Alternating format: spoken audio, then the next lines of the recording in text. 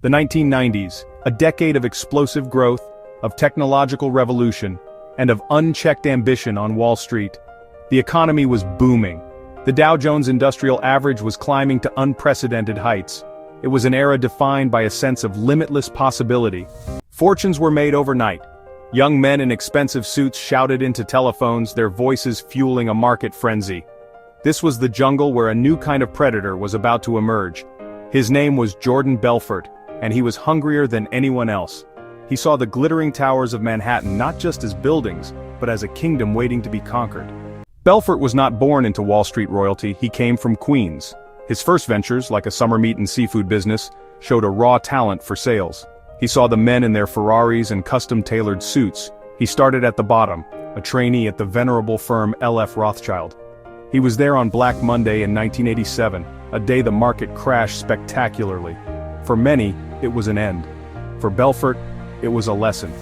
The crash wiped out his job, but it didn't wipe out his ambition, it hardened it. He moved away from the hallowed halls of traditional finance. He went to the fringes, to the world of penny stocks. He founded Stratton Oakmont in 1989. It wasn't your typical Wall Street firm, it was a boiler room, a high-pressure sales environment filled with young, hungry, and often ethically flexible brokers. Belfort trained them himself. He taught them his script, a script designed to sell, to overwhelm, to close the deal at any cost. The money started pouring in, not in a trickle, but a flood. Jordan Belfort wasn't just making a living, he was building a legend of opulence. Then there was the yacht. The Nadine, a magnificent 167-foot vessel, was his floating kingdom. Reports from the time and his own later admissions paint a picture of non-stop debauchery on its decks. Stratton Oakmont's office parties were infamous. There were stories of dwarf-tossing contests, of marching bands parading through the trading floor. Belfort fueled this atmosphere deliberately. He wanted his brokers to feel like rock stars, like gods. At the heart of Jordan Belfort's immense wealth was a simple yet devastatingly effective form of stock fraud. It's known as a pump-and-dump scheme. Belfort and his inner circle would acquire massive, controlling stakes in obscure penny stock companies. These were often shell companies with few, if any, real assets. Belfort's army of brokers, armed with his high-pressure sales scripts, would cold call thousands of unsuspecting investors. They would lie. They would exaggerate. As thousands of investors bought shares based on this false information, the demand for the stock skyrocketed, and so did its price. This was the pump in action.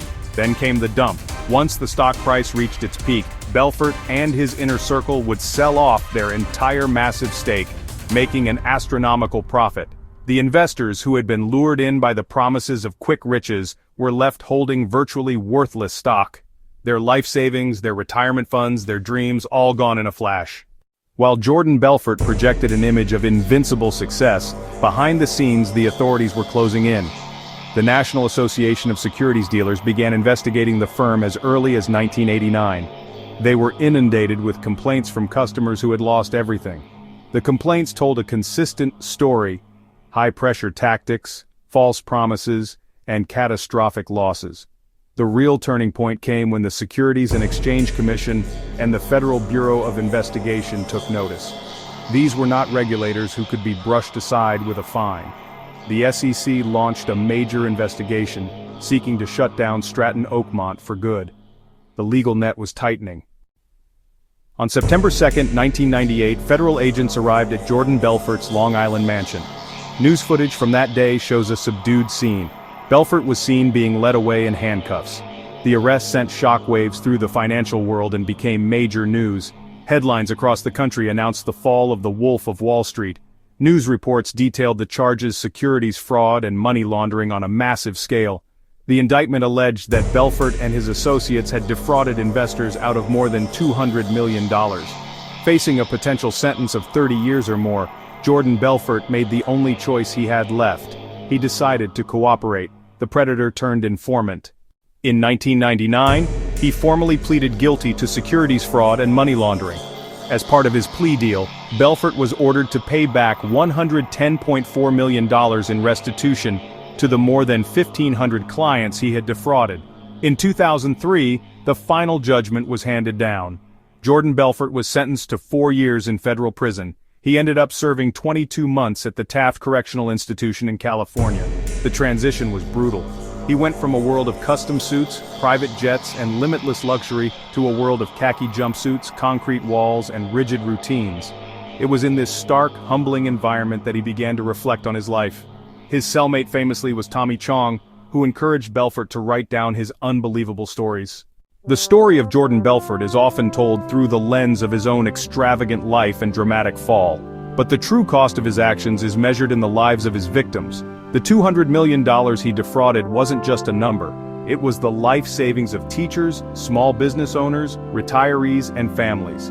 There are stories of people who lost their entire retirement nest eggs, forced to go back to work in their 70s. There are accounts of families who had to sell their homes, of small business owners whose dreams were shattered because the capital they invested was stolen. The restitution order was meant to make his victims whole. However, the reality of repayment has been a long and contentious issue. For years after his release, federal prosecutors alleged that Belfort was failing to meet his obligations, living a life of luxury while his victims waited. In 2013, Jordan Belfort's story was catapulted into global pop culture with the release of Martin Scorsese's film, The Wolf of Wall Street. Starring Leonardo DiCaprio, the movie was a critical and commercial success, capturing the frenetic energy and debauchery. However, it is crucial to distinguish between the Hollywood blockbuster and the historical reality. The film's fast pace and charismatic lead can have an unintended effect, glorifying the lifestyle. The audience is taken on a thrilling ride, momentarily forgetting that the foundation of this empire was theft. After serving 22 months in prison, Jordan Belfort was released in 2006. With his path back to Wall Street permanently blocked, he had to reinvent himself. He became a motivational speaker and sales trainer, traveling the world under the brand The Wolf of Wall Street. This second act has been met with a mixture of fascination and deep skepticism. Critics argue that he is simply monetizing his infamy. The question of redemption hangs over his entire enterprise. Is he genuinely remorseful, or is this a masterful rebranding? Ultimately, the legacy of Jordan Belfort remains complex and unresolved. What is undeniable is his talent for persuasion. He persuaded thousands to buy worthless stock, and now, he persuades thousands to buy tickets to hear him speak. The wolf is no longer on Wall Street, but his howl can still be heard around the world. His story serves as a powerful reminder of the devastating consequences when greed is allowed to run rampant, and the vulnerability of investors who trust those managing their money.